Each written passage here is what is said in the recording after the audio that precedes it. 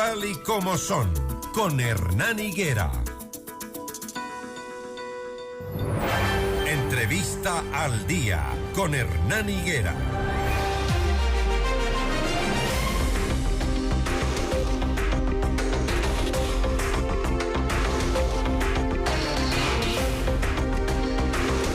Ya estamos de vuelta, amables oyentes, 6 de la mañana, 26 minutos. Claro, ustedes van reflexionando en su auto, en su casa, cómo estuvo el debate, quién ganó, quién perdió. En realidad, yo no me atrevería a decir quién ganó, quién perdió.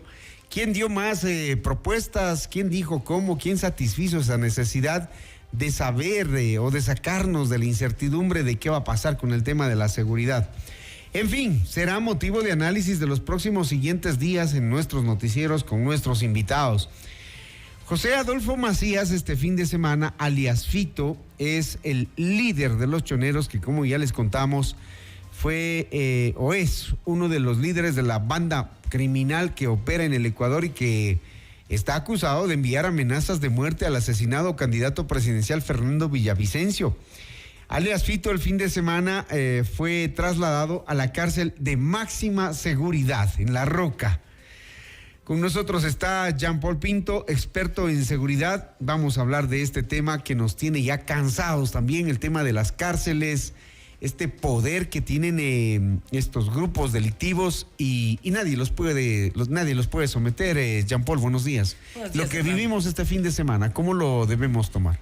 Buenos días, saludo a la audiencia de la radio. Un poquito más pegado al micrófono, por favor. Es un poco extraño, ¿no? Porque durante 2 años esperábamos un poco el tema del traslado de los reos más peligrosos a la cárcel de La Roca, pero realmente nunca se hizo nada para poderlo hacerlo efectivo, ¿no?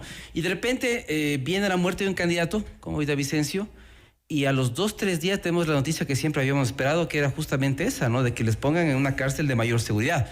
Entonces uno dice, ¿será que lo uno tiene relación con lo otro? ¿No hubo alguna especie de acuerdo, de pacto? Y la muerte de Villavicencio un poquito explica ese traslado, ¿o no? ¿Hubo tal vez un acuerdo por debajo de la mesa? Es un poco el tema preocupante para mí, porque si no, no se entendería el por qué después de tanto tiempo de no haber actuado el gobierno decide por fin hacerlo. Y además de manera, yo diría un poquito, entre comillas, fácil, ¿no es cierto? Porque lo que hubiéramos esperado es algo parecido a lo que pasó con el hijo del Chapo Guzmán en Sinaloa. Es decir, se lo detuvo y al poco rato toda la gente alrededor de él incendió la ciudad, ¿no es cierto? Paraban carros, autobuses, incendiaban negocios, y eso evidentemente hizo que Manuel López Obrador se vea obligado un poco en primera instancia a soltarle al hijo del Chapo. Entonces, pero en este caso nos damos cuenta que ya después de algunos días de este proceso, todavía todo está un poco en calma, ¿no es cierto? No se han suscitado mayores eventos, no hay, ¿no es cierto?, como hubo la otra vez que se incendiaron buses en Guayaquil, en Esmeraldas, tiroteo en escuelas.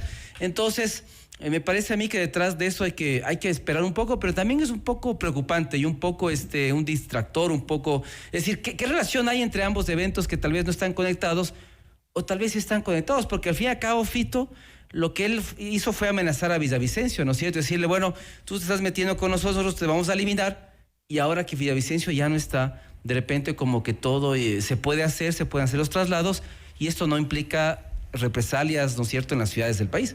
¿Qué pudo haber pasado? ¿Cómo explicamos esto a los ciudadanos que, claro, vemos que un operativo como el que se hizo el fin de semana sí se ha podido pues hacer antes? Sí. Y se pudo haber evitado tantas otras masacres. Sí ha tenido pues el presidente la posibilidad de resolver y de decidir como lo decidió este fin de semana, y también la voluntad de la fuerza pública, ¿no? Mira, Policía Nacional, o sea, y Fuerzas siempre Armadas. Que vas a hacer esto, siempre hay análisis de consecuencias, ¿no es cierto? Y saber, vamos a ver a tal persona, a tal lugar, ¿qué repercusiones pueden haber? E inteligencia debe decirnos eso. Tiene que marcar la cancha, el CIES, la DGI, G2, un poco explicar cuál es el proceso después del traslado.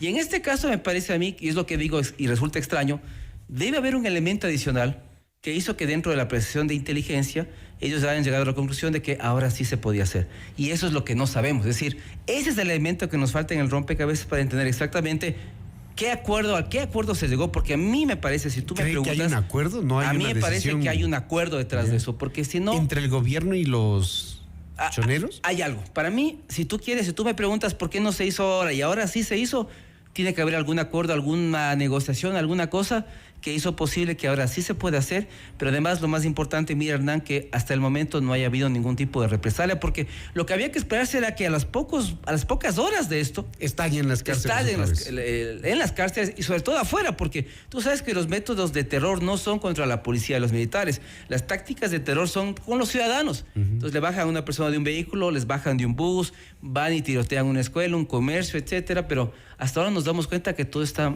bastante tranquilo. Entonces uno dice, y por eso uno dice, bueno, ¿por qué no lo hicieron antes? Es que antes no había algunos elementos que hoy desconocemos, que ahora sí existen y que permitieron ese traslado. ¿Había que matar a Villavicencio para quedarse quietos, para quedarse tranquilos?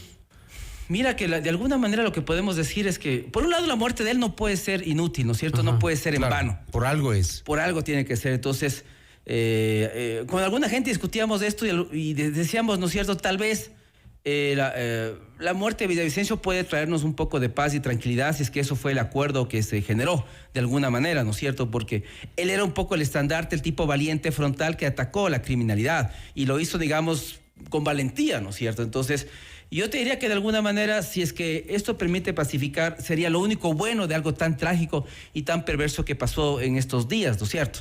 Pero yo te diría que si no están ligados a estos dos fenómenos tan cercanos, yo diría que es indudable que hay algún tipo de acuerdo que tú y yo desconocemos por el momento. Que implique simplificar o pacificar, pero que no dejen de seguir cometiendo sus irregularidades, sus delitos. El problema es un tema de temporalidad, Hernán, o sea... ¿Cuánto tiempo esto? El traslado a otra cárcel no implica que si no hay controles en la cárcel de La Roca, no va a volver a pasar lo mismo. ¿A qué me refiero? O sea, en el tema de la cárcel donde salió Fito, vimos que él tenía una situación bastante cómoda, por así decirlo, ¿no es cierto? Una mega habitación. Una mega habitación, equipada. Muchos servicios, lujos que otros presos normales no se pueden dar. Pero en La Roca puede pasar igual. Y mira que es un fenómeno internacional. O sea, cuando vamos a las cárceles en México, en Colombia, en Brasil, es exactamente igual. Porque las cárceles no están en poder del Estado y como los grupos criminales son quienes están a cargo de todo, ese tipo de ventajas vuelve a repetirse. Entonces, no es imposible que de aquí en un par de meses, ¿no es cierto?, volvamos a La Roca y veamos que nuevamente esos privilegios han vuelto a aparecer misteriosamente y que además desde la cárcel también se comandan delitos, crímenes, asesinatos, etcétera, porque esa es la capacidad que ellos tienen, ¿no? Es lo que te digo, es una cuestión de tiempo. O el tiempo nos dirá que realmente por fin el Estado tiene un control sobre las cárceles, o el tiempo nos dirá, ¿no es cierto?, que simplemente es un tema temporal, un acuerdo temporal, y que podrá ser roto en cualquier momento si así una de las partes así lo decide. Capaz que lo sacan de La Roca otra vez, ¿no? Sí, exacto, ¿no es cierto? O tal vez que se fuga de la Roca, ¿no? Porque es un poco lo que pasó con el Chapo Guzmán. Acuérdate, él llegó a acuerdos con el gobierno, entró a la cárcel y cuando ya no le gustó se salió de la cárcel, hizo un túnel y salió de la cárcel porque ya no quería estar ahí. En ese caso es igual. Entonces todo va a depender, Hernán, que el gobierno nos muestre en el futuro que realmente tiene el control de las cárceles y que esto no va a volver a pasar. Pero yo te diría que desde mi punto de vista esto hay que ver, pero es temporal. Ahora, Jean-Paul, ¿quién mató a Villavicencio? ¿A quién le convenía esta y la forma en la que lo hacen? Lo que hay que preguntarse a quién beneficia el crimen, ¿no es cierto? Y mira que hay pistas que pueden ser tanto externas como internas. Es decir, yo no descartaría, inclusive por algunos pronunciamientos del fin de semana, que internamente también había intereses para desaparecer a Villavicencio. Y eso es un poco lo triste de la situación, porque tú esperarías que dentro del movimiento, ¿no es cierto?, a nadie le convenga que él fallezca. Pero de acuerdo a lo que vimos el fin de semana nos dimos cuenta que hay gente a la que sí le interesaba que él ya no esté. Claro. Pero externamente nos damos cuenta, si tú quieres, que después de lo que pasó, y un poco sondeando con algunas personas la opinión de la gente decía, no, ahora sí nos damos cuenta que hace falta un candidato de mano dura. Y ese candidato de mano dura comenzó a subir. Y en el debate también le fue bastante bien ayer. Entonces, quieras o no, a ciertos candidatos también les era muy útil que haya el asesinato de Villavicencio en estos días. Para no tenerlo en el debate, incluso. Para no tenerlo en el debate, pero además porque eso les permitía ganar puntos. Y mira que es una estrategia muy, muy macabra. O sea, tú dices que si estaba Villavicencio, él iba a subir más. Por supuesto. Yo creo que de acuerdo a lo que vimos ayer, él hubiera sido realmente un puntal clave del debate que asistimos, ¿no es cierto? Pero, entonces, como te digo, para mí fue una jugada muy maquiavélica.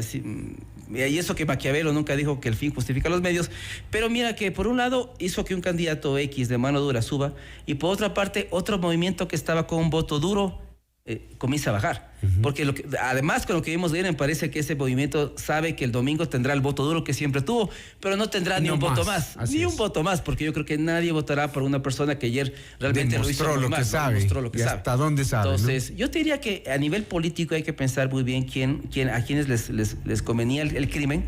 Yo creo que detrás están los actores intelectuales de esto.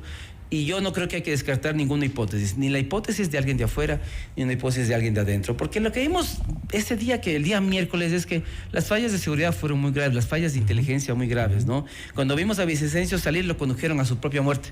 Le cerraron la puerta. Lo lanzan a la cabina de la muerte prácticamente. Exacto, ¿no es cierto? Y tú te das cuenta que cuando estás haciendo el operativo de inteligencia, el candidato no puede salir hasta que tú no tengas claro que no hay ninguna amenaza afuera. Pero es que es lo que decíamos, había un auto parqueado al frente y desde ahí se disparó, o hubieron unas motos que vinieron, ¿no es cierto?, y le victimaron y salieron rápidamente del lugar. Pero miren que inclusive el sitio no se prestaba para un atentado, porque es un sitio muy concurrido, de alto tráfico a esa hora. Hacerlo ahí era muy complicado. Entonces te da la idea que esos tipos contratados son profesionales, son mercenarios, ¿no es cierto? Esos tipos ya tienen mucha experiencia, el timing perfecto, el momento perfecto, lo victimaron y realmente solamente uno pudo ser a la final victimado, ¿no? Pero el resto salió impune. O sea, hasta ahora, digamos, mira que si tú me preguntas, hay un paralelo con el tema de Haití, ¿no? Unos mercenarios son contratados, matan hace 2 años un poquito más al presidente de Haití, y actualmente tenemos lo mismo en Ecuador. Yo siempre he dicho que nuestro espejo ya no es ni Colombia, ni México, ni Venezuela, nuestro espejo es Haití. Y mira que otra similitud, ¿no? Unos colombianos mercenarios vienen acá y hacen lo mismo, y parecería que como es lo de Haití lo mismo, ¿no? En Haití los traicionaron y los metieron presos, y aquí también los capturamos rápidamente. Es decir, los que están detrás de eso hicieron todo para que los capturen y con eso un poco lavarse las manos. Terrible lo que nos acaba de decir Jean-Paul Pinto, experto en temas de seguridad. ¿Qué debemos esperar después de todo lo que está viviendo la política ecuatoriana en este ambiente de inseguridad total, en un estado de excepción, que ha sido como la única medida que ha tomado el presidente en este tipo de crisis, y que de alguna u otra manera se evidenció también este fin de semana con la presencia de policías y militares? ¿Es esa la salida? Mira que creo que ese estado de excepción 16 o 17 que tenemos ya es un desastre total. Además que no hacía falta, yo en varias entrevistas he señalado que teníamos ya el decreto 730 que se hizo en el tiempo de Paco Moncayo. Ese decreto se lo hizo justamente para evitar la figura del estado de excepción, porque el estado de excepción lo que hace que podamos sacar a Fuerzas Armadas en seguridad interna, pero con ese decreto ya lo podíamos hacer, y mira que nunca se lo puso en práctica. ¿Pero por qué no se lo puso en práctica? Por lo mismo de las cárceles, del artículo 3, ¿no es cierto? Porque los militares no se la iban a jugar si es que el tema de la cárcel no estaba seguro, si sus miembros iban a estar presos, iban a ser asesinados al día siguiente. Entonces me parece que esto no sirve de nada, no tiene efectos positivos, nunca ha dado resultado. Lo único que ha demostrado es que el gobierno lo único que sabe hacer es volver a copiar el mismo decreto 16 veces y decir, como lo acabo de copiar 16 veces, soy un buen presidente y sé qué hacer, cuando realmente no sabe nada. Eso es lo más triste de todo. Claro, porque la inseguridad va a continuar. Además, el día sábado en la noche, el exalcalde Jorge Yunda denunció un asalto y un secuestro momentáneo de su hija.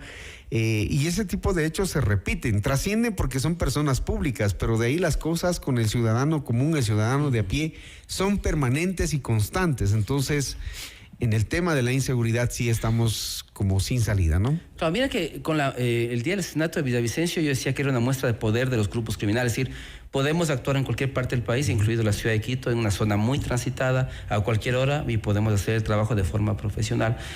Entonces, por eso es que lo que pasa después con Fito un poco como que contradice eso. Y eso es lo extraño, ¿no? Porque hasta el día de miércoles los carteles decían, tenemos tomado el Ecuador, tenemos el poder, nosotros somos los que mandamos acá y podemos hacerlo en total impunidad y tranquilidad. Y de repente el sábado se repliegan y dicen, no, es el Estado quien tiene el control, nosotros nos replegamos un poco, aceptamos lo que vino, entonces, pero como digo, es temporal. Eso es un negocio, es una multinacional, el negocio del narcotráfico no puede parar, y cualquier persona que se va a entrometer en sus asuntos será eliminado, sea quien sea y al precio que sea. ¿Y podrá incomodarles la presencia del FBI en el país? Yo creo que de alguna manera eso es evidentemente incómodo, porque si tú quieres una investigación local iba a ser compleja, porque muchas instancias están infiltradas. El gran problema de la muerte del alcalde de Manta, de Villavicencio, implica que gran parte de los esquemas de seguridad de los candidatos están infiltrados ya. Es decir, hay gente que pasa mucha información, que lanza información a cambio de dinero o a cambio de una amenaza de muerte. Entonces, el hecho de que venga alguien extranjero a hacer esto me parece que era lo ideal, porque una encuesta, una investigación interna iba a ser mucho más sesgada y tal vez no íbamos a llegar a ninguna conclusión. Entonces, ellos saben bien que la presencia de este tipo de organizaciones va a ser tal vez que estemos un poco más cerca de la verdad. Pero es un poco lo triste, o sea, estamos tan mal en el Ecuador que ya no podemos resolver las cosas por nosotros mismos. Que tienen que venir a ayudarnos a investigar. Y mira que si es que Fuerzas Armadas y Policía no logra controlar el tema de la criminalidad, tendremos dentro de poco acá como en Haití cascos azules o gente de fuerzas multinacionales que nos ayuden, ¿no es cierto?, a evitar el caos y el estado fallido. ¿A eso vamos? Si es que no se controla rápidamente esto, no estamos lejos de eso. Es lo que te digo, Hernán. O sea, Haití es un espejo, digamos, muy negativo, pero no estamos lejos de eso. Y si no logramos controlar esto, lastimosamente llegaremos ahí. Y como te digo, o sea, como lo que pasó con Fito, ¿no? Estamos tan mal que realmente nos quedan dos opciones. El uno es de la confrontación directa, y eso es el baño de sangre, que yo creo que no es lo que hay que hacer. Y lo segundo, que es la negociación, la paz mafiosa que Bukele hizo en El Salvador, que otra gente lo ha hecho en Latinoamérica, porque si esto llega a tener tal poder, se vuelve inevitable, imposible el que no se pueda negociar. Bueno, veamos qué pasa. Jean-Paul Pinto, muchísimas gracias, experto en seguridad, ayudándonos a entender esto que pasó el fin de semana en cuanto al traslado de Fito, el tema de el crimen, el asesinato de Fernando Villavicencio y las perspectivas de lo que se viene en el tema de seguridad. Gracias. Gracias, Hernán. Muy gentil. 6:41 minutos, esto es Notimundo al día. Que este sea un gran día. Ya regresa Hernán Higuera con el primer informativo de la radio. Notimundo al día. Somos tu mundo.